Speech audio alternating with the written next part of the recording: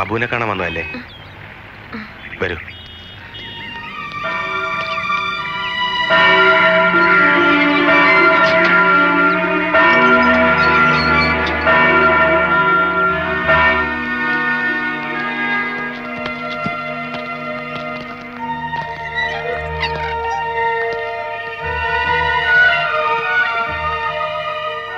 അതാണ് സെല്ല്.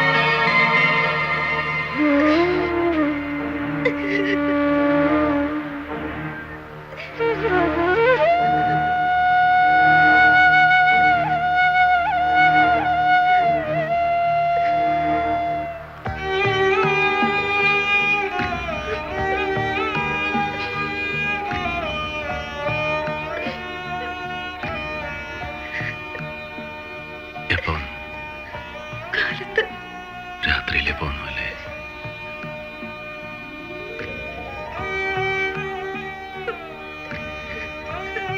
ശേഖരൻ മാമൻ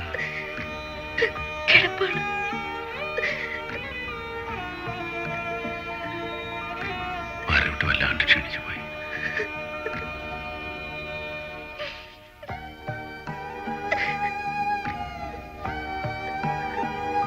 കരയരുത്. അപ്പോ പോയെന്ന് കരുതി ജീവിതം തീർന്നിട്ടില്ല. മറക്കണം. ജീവിതത്തിൽ നല്ലത് മാത്രം ഓർക്കാൻ ശ്രമിക്കുക. ശാപം കിട്ടിയ ജന്മത്തെ ഇനി ഒരിക്കലും ഓർമ്മിക്കരുത്. കുഞ്ഞുനാളിലെ അച്ഛൻ പറഞ്ഞു തന്നിട്ടുണ്ട്, നമ്മൾ പാവങ്ങളാ, വലിയ സ്വപ്നങ്ങളൊന്നും കാണരുതെന്ന്. എന്നിട്ട് ഞാനൊരു വലിയ സ്വപ്നം കണ്ടു. സുബൈദാർ അബൂബക്കറിന്റെ ഭാര്യ. ദൈവങ്ങൾക്ക് പോലും അത് ഇഷ്ടായില്ല. 5 വയസ്സ് മുതൽ ദേവി നടയിൽ പൂജാ പുഷ്പങ്ങൾ എത്തിക്കാതെ ഞാൻ ജലപാനം കഴിച്ചിട്ടില്ല. ദേവി സ്തോത്രം ഉരുവിട്ട് തീർക്കാതെ ഒരു രാത്രി പോലും ഞാൻ ഉറങ്ങിയിട്ടില്ല. എന്നിട്ടും എന്നോട്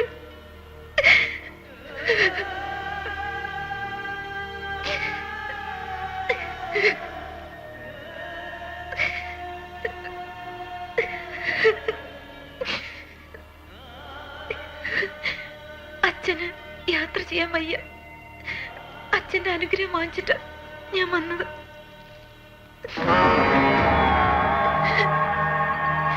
എനിക്കെല്ലാം എന്റെ മരണം വരെ ഓർക്കണം. ഞാനൊന്ന് ഉറപ്പിച്ചതായിരുന്നു, ഇവിടെ സുബൈദാർ അബൂബക്കറിന്റെ കഴുത്തിൽ കയറി വീഴുമ്പോ തളിയൂർ അമ്മയുടെ ശ്രീകോവിലിന് മുന്നിൽ സ്വയം തീ കൊളുത്തി ജീവൻ എടുക്കണമെന്ന് ഞാൻ ഉറപ്പിച്ചതായിരുന്നു. അവിടെ ദൈവങ്ങൾ എന്നെ തോൽപ്പിച്ചു. കിടന്ന് കിടപ്പി നനഞ്ഞ വയ്യാത്ത അച്ഛനെ എന്റെ മുന്നിലേക്ക് ഇട്ടു തന്നു. സത്യമില്ലാത്ത ദൈവങ്ങൾ.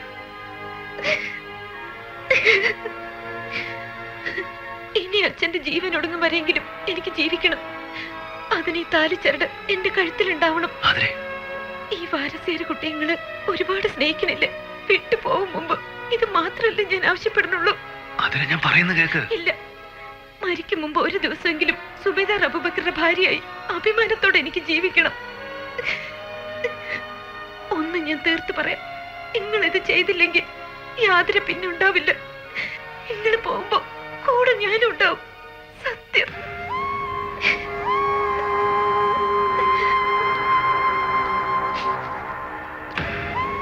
അബു, ഇത് വാങ്ങ്.